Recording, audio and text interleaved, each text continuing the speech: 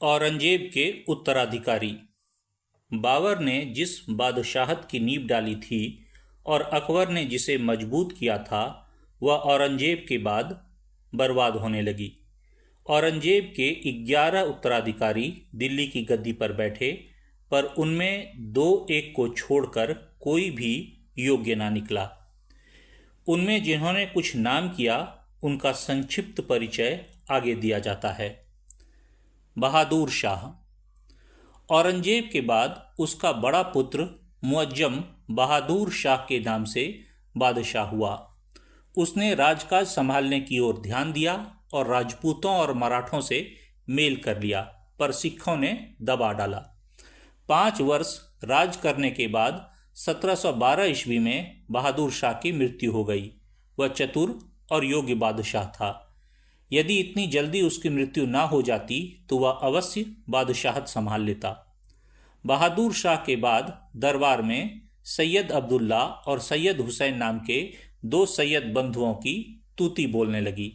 वे दोनों जिसे मन में आता गद्दी पर बिठाते थे और उतारते थे।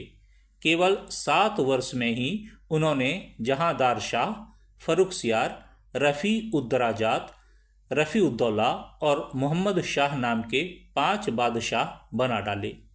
मोहम्मद शाह यह 1719 ईस्वी में बादशाह हुआ। इसने अत्याचारी और स्वार्थी सैयद बंधुओं का नाश करवा डाला। मोहम्मद शाह के समय में बादशाहत को बड़ी हानि उठानी पड़ी। दक्षिण निजामुल मुल्क की अधीनता में, अवध सदाअत अली की अधीनता में और बंगाल अलीवर्दी खां की अधीनता में स्वतंत्र हो गए। बाजीराव पेशवा के अधीन मराठों ने बलवान होकर देश में आफत मचा दी, परंतु इनसे भी बढ़कर मुसीबतें नादिर शाह और अहमद शाह अब्दाली की चढ़ाइयाँ थीं, जिनसे मुगल साम्राज्य और भी शीघ्र तहस नहस हो गया। नादिर शाह यह एक गडेरिये का लड़का था जो बढ़ते बढ़ते पर्शिया का बादशाह हो गया। 1738 ईस्वी में इसने भारत पर चढ़ाई करके दिल्ली को दखल कर लिया। दूसरे दिन खबर उड़ी कि नादिर शाह मर गया। इस पर दिल्ली के वासिंदे उसके सिपाहियों पर टूट पड़े। कुछ लोगों ने तो नादिर शाह को भी पत्थर मार दिए। इस पर उसने अपने सिपाहियों को कत्लेआम का हुक्म दे दिया। उस समय दिल्ली की जो दुर्दशा हुई उसका क्या पूछना। कई दिनों तक मार काट और लूटपाट होती रही। नादिर शाह दिल्ली का मयूर सिंहासन, कोहिनूर हीरा और करोड़ों की संपत्ति लेकर अपने देश को लौट गया। 1748 ईस्वी में मोहम्मद शाह मर गया। उसके बाद अहमद शाह और आलमगीर द्वितीय नामक 2 बादशाह हुए। उनके बाद 1759 ईस्वी में शाह आलम बादशाह हुआ। कहने को तो वह भारत का बादशाह था, पर दुख सहते सहते उसका जीवन समाप्त हुआ।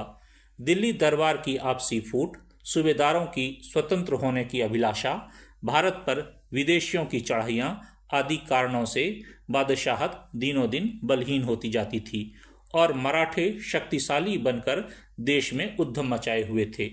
मुसलमानों को तो उन्होंने इतना सताया कि वे उनसे बदला लेने के लिए पागल हो गए। यही सुयोग अहमद शाह अब्दाली को भारत पर चढ़ाया।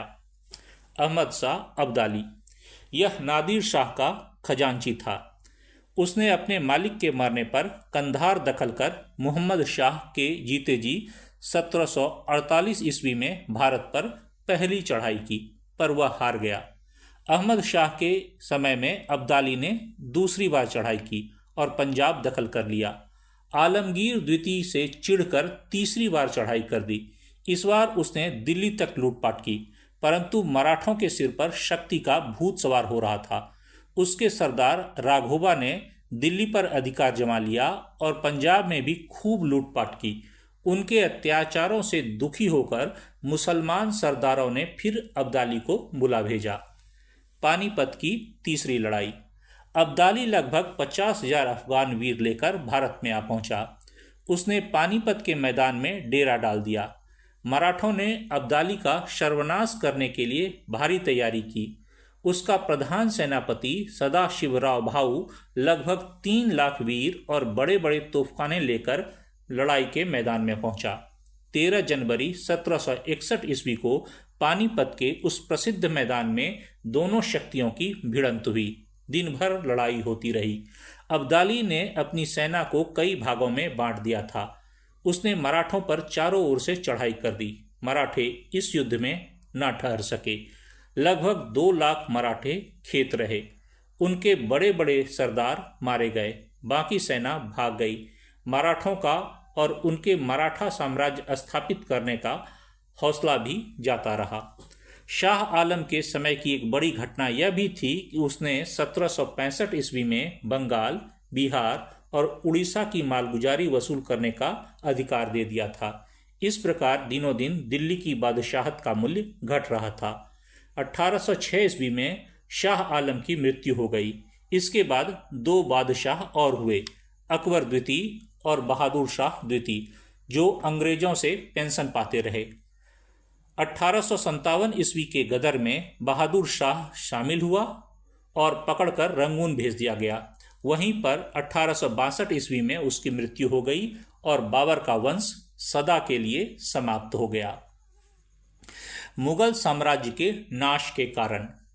मुगल साम्राज्य के नष्ट होने का प्रधान कारण औरंगजेब की दूषित नीति ही थी।